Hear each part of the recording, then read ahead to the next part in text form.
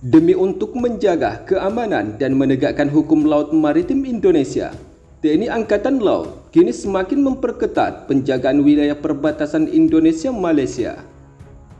Isu penjagaan wilayah perbatasan laut maritim antara kedua negara akhir-akhir ini memang tengah menjadi sorotan media internasional. Pasalnya beberapa waktu lalu, tentara Malaysia menembak 5 orang warga negara Indonesia saat bertepatan kunjungan Presiden Prabowo ke Malaysia. Namun yang juga menjadi perhatian, yaitu adanya pengerahan unsur kapal perang TNI Angkatan Laut ke wilayah perbatasan Malaysia dan Indonesia untuk memperketat penjagaan. Selain itu, baru-baru ini juga semakin marak dengan adanya kabar pelanggaran kapal Malaysia yang kemudian ditindaklanjuti oleh TNI Angkatan Laut. Unsur patroli pangkalan TNI Angkatan Laut Tanjung Balai Asahan Lanal TBA melalui Tim Fleet One Quick Response, kapal Angkatan Laut Pandang berhasil menangkap kapal ikan berbendera Malaysia yang diduga melakukan praktik illegal fishing di perairan Indonesia. Patroli keamanan laut dan penindaklanjutan terhadap kapal-kapal Malaysia yang melakukan pelanggaran batas wilayah dan masuk ke perairan Indonesia untuk mengeruk kekayaan sumber daya perikanan Indonesia adalah merupakan komitmen dan ketegasan TNI Angkatan Laut Indonesia untuk menjaga keamanan ataupun ancaman dari luar.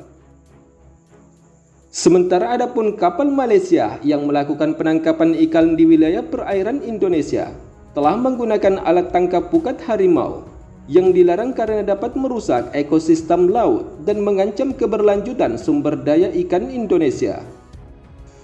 Pelanggaran batas wilayah dan penangkapan ikan secara ilegal dengan menggunakan pukat harimau yang sangat tidak diperbolehkan oleh kapal Malaysia merupakan pelanggaran berat, sehingga pengerahan kapal Angkatan Laut Indonesia untuk melakukan penangkapan adalah merupakan tindak lanjut dari laporan nelayan setempat yang mencurigakan keberadaan kapal asing yang kerap mencuri ikan di wilayah perairan Indonesia.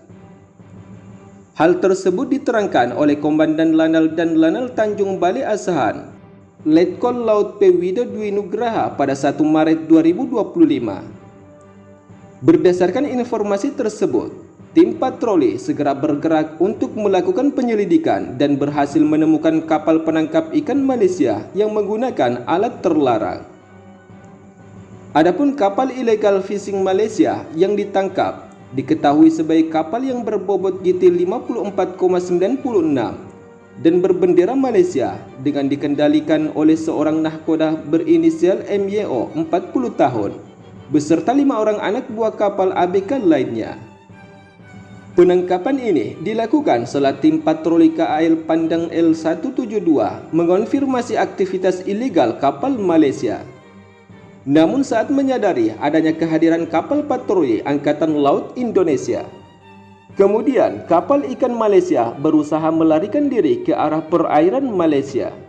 Petugas patroli pun segera melakukan pengejaran intensif dan memberikan peringatan keras.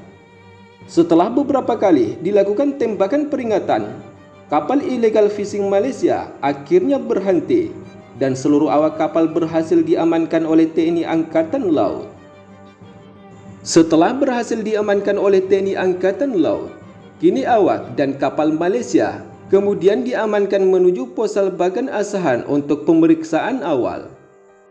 Namun kapal penangkap ikan Malaysia tersebut dibawa ke markas Komando Makol Lanal Tanjung Balai Asahan guna menjalani penyelidikan lebih lanjut.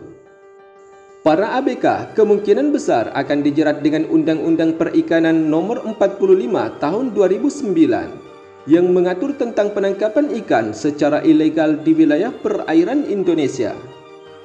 Berdasarkan regulasi yang berlaku, kapal yang terbukti melakukan illegal fishing dapat dikenai sanksi tegas, mulai dari denda miliaran rupiah hingga penenggelaman kapal sesuai kebijakan pemerintah dalam pemberantasan praktik pencurian ikan oleh kapal asing.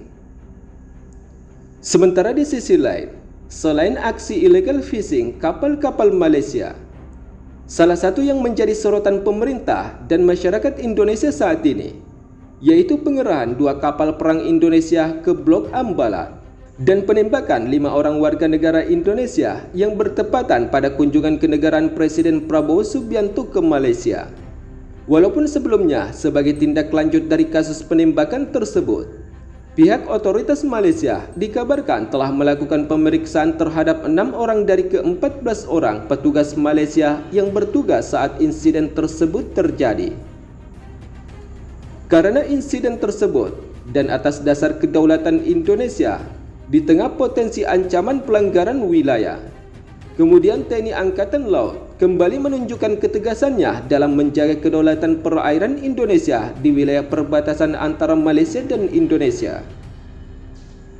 Dalam menjaga wilayah kedaulatan maritim Indonesia, Komando Armada 2 tidak tanggung-tanggung dengan mengerahkan 2 unit kapal perang siap tempur dengan dibekali berbagai sistem persenjataan. Misalkan salah satunya yaitu KRI Oswald Sihan 354 dan KRI Ajak 653 TNI Angkatan Laut dikerahkan untuk melakukan patroli ketat di perairan Blok Ambalat dan sekaligus memantau berbagai pergerakan di kawasan perbatasan yang kerap menjadi titik panas antara Indonesia dan Malaysia. Komitmen Indonesia untuk terus memperketat wilayah perbatasan Indonesia dan Malaysia ini bukan sekadar patroli biasa, di mana TNI Angkatan Laut bergerak untuk memastikan tidak adanya satupun kapal asing yang berani melanggar wilayah kedaulatan NKRI. Hal itu ditegaskan dalam kutipan media akun Instagram @TNI Angkatan Laut pada 22 Februari 2025 lalu. Jika Blok Ambalat sendiri telah menjadi salah satu wilayah perbatasan paling strategis dan sensitif. Pasalnya dengan kekayaan sumber daya alamnya, wilayah ini menjadi incaran berbagai kepentingan pihak, sehingga TNI Angkatan Laut tak main-main dalam pengawasan wilayah perbatasan Kepulauan Ambalat. Menurut beberapa sumber media terkait, patroli kapal perang TNI Angkatan Laut ini bertujuan untuk menegakkan hukum laut, mencegah penyusupan kapal asing, serta memastikan tidak adanya pelanggaran wilayah yang mengancam kedaulatan NKRI. Sementara menurut Panglima Koarmada II, Laksmana Bunda TNI Arianto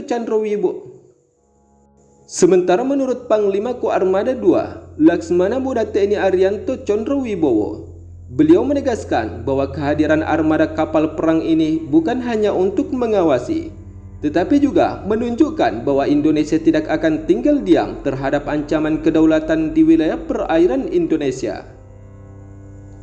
Namun yang juga menjadi perhatian dalam melakukan patroli ketat di wilayah perbatasan Indonesia-Malaysia di Kepulauan Ambalat, sebab bukan hanya armada kapal perang, tetapi pasukan elit dari Komando Pasukan Katak dan Korps Marinir juga ikut diterjunkan dalam misi pengamanan wilayah kedaulatan Indonesia.